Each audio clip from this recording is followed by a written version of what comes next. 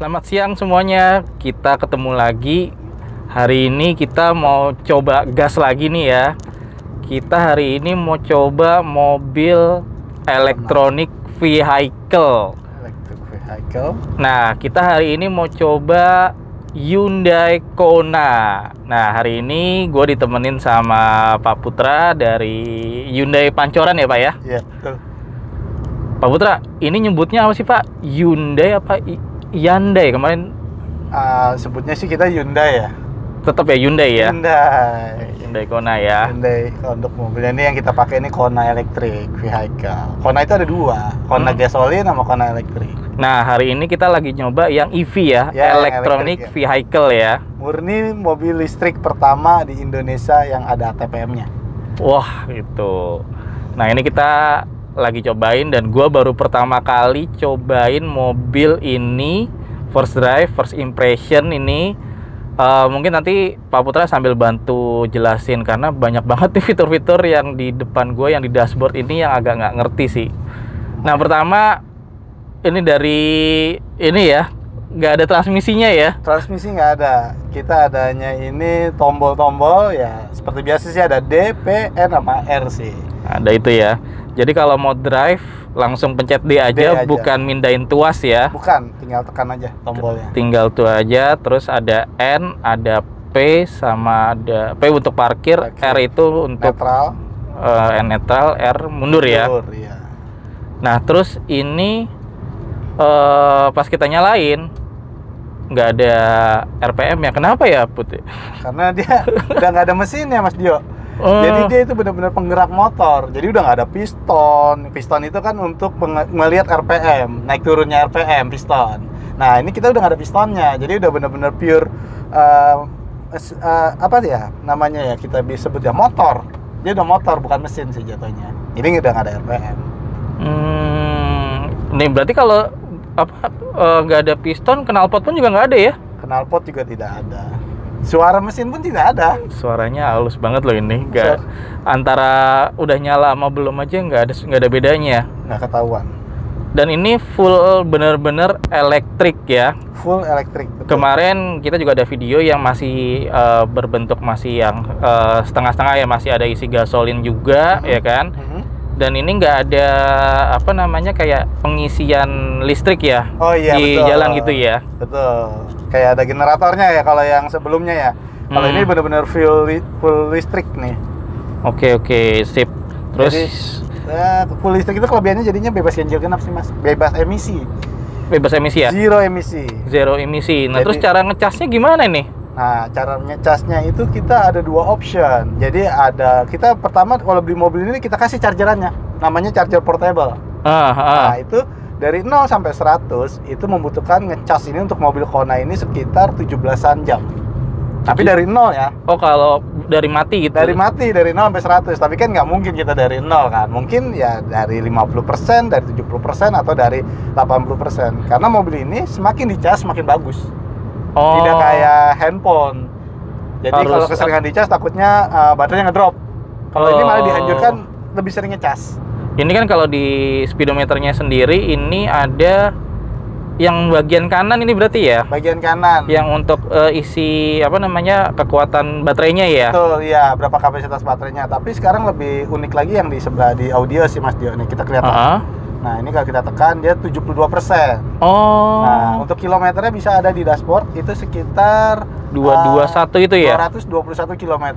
Itu maksudnya masih bisa nempuh 221 ya? 221. Oh, kirain kalau ini taunya kita 221 itu kilometernya mobilnya di jalan berapa kilo, ternyata tapi ini masih bisa menempuh 221. Betul.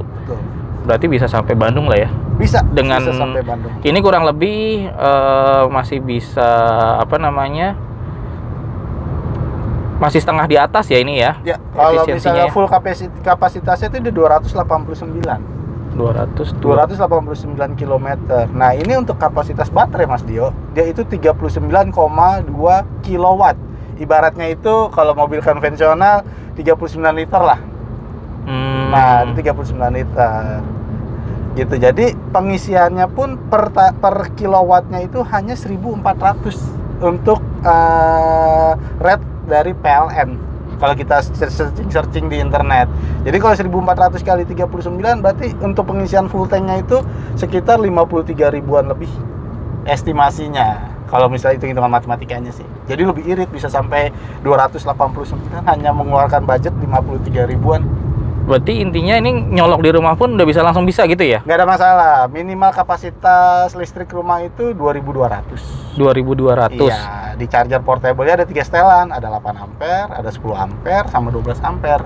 Nah, tergantung MCB-nya itu di setelnya ada berapa ampere nih. Misalnya di MCB rumah Mas Dio 10 ampere, ya udah kita pakai yang 10 ampere biar lebih cepat ngecasnya. Gitu. Nah, ini pun misalnya nih sampai rumah nih. Ya. Baterainya ini masih 50%. Itu Ya. ngecas aja nggak masalah ya? Nggak ada masalah, lebih direkomendasin. Yang tidak direkomendasin itu ngecas di bawah 20%. Itu malah ngangkatnya malah jadi lebih berat, lebih lama berat, ya. Dan terus juga keawetan baterainya malah jadi berkurang sebenarnya. Jadi setiap ya kita hanya ngerubah kebiasaan aja.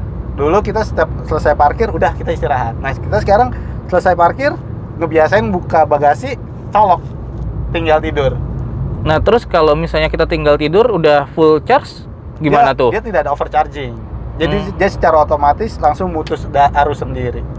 Gitu. Jadi bangun tidur, udah kucek-kucek mata, udah dia indikator udah mati, udah nggak ada indikator lagi ngecas. Biarpun kita lagi nyolok.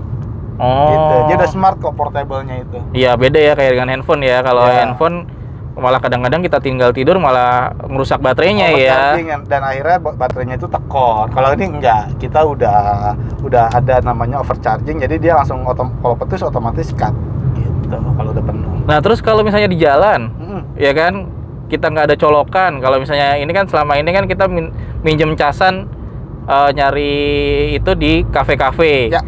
Nah, kalau misalnya ini kan SPBU-nya kayaknya belum available banyak. Betul. Ini sekarang nih kalau mau misalnya di jalan-jalan ini gimana nih caranya nih? Nah, kebetulan itu untuk Jabodetabek kita sudah ada 15 titik tempat Mas Dio. Kayak salah satunya itu di Senayan City juga udah ada tempat charge-nya. Terus di Ion BSD juga sudah ada. Terus SPBU Kuningan yang di Setiabudi itu juga sudah ada tempat chargernya. Terus ada lagi nih setiap kantor PLN Mas Dio. Setiap kantor PLN ini kita ada tempat charge-nya. Nah, tempat charge-nya itu ada tipe-tipenya. Kita itu kan ada 3 tipe namanya. Fase 1 itu yang portable, yang bisa sampai 16 jam, 17 jam. Fase 2 itu yang namanya wall charging, atau nama tempat charge-nya AC charger, AC charger. Terus fase ketiga itu namanya DC charger, itu yang namanya fast charging, yang ultra fast charging yang ada di gedung-gedung PLN yang tempatnya gede. Nah, yang ultra fast charging itu dia hanya memakan waktu 54 menit dari 0 sampai 100, atau dari 0 sampai 80%, dia hanya memakan waktu 54 menit aja. Gitu. Jadi di mana-mana sekarang udah ada, dan target dari pemerintah, dari PLN sendiri sampai akhir tahun itu dia ingin memasang 150 titik. Sekarang kan 15 titik nih.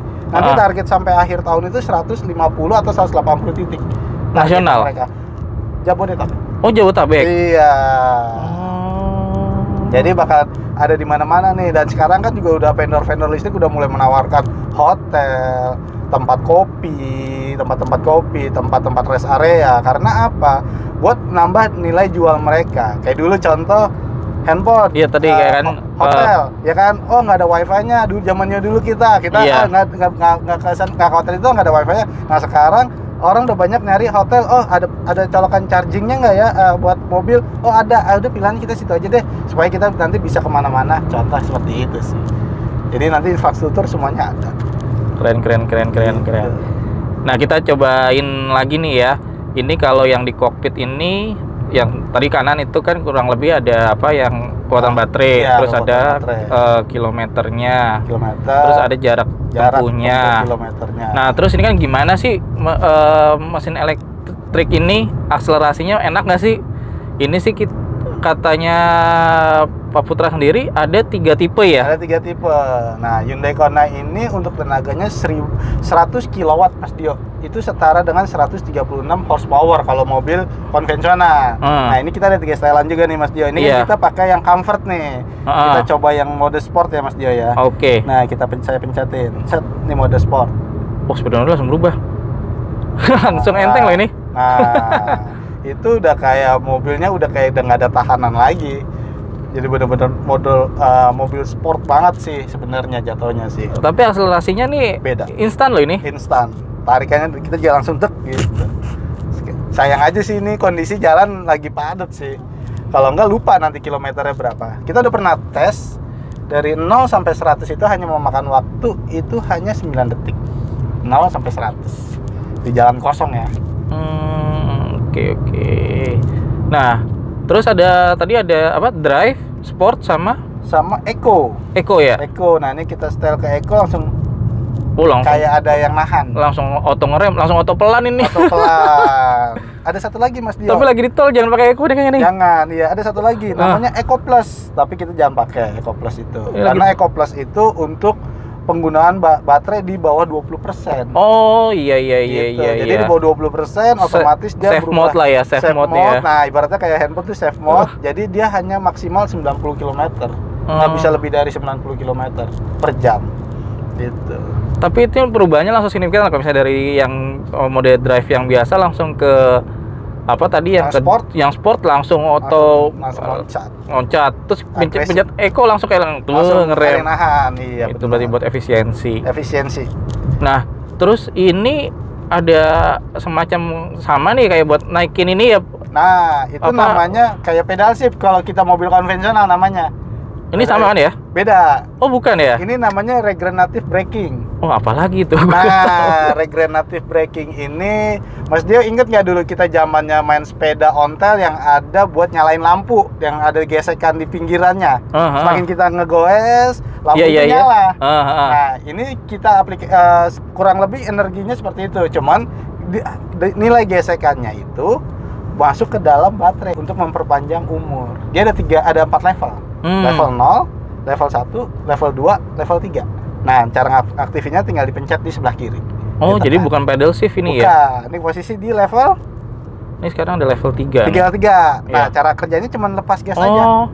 Oh, tapi ini kalau lepas gas langsung kayak auto nahan ngerem ya kayak itu. Auto ngerem dan dia lagi dilihatin lagi mengisi baterainya lagi. Jadi daya gesekannya itu masuk ke dalam baterai.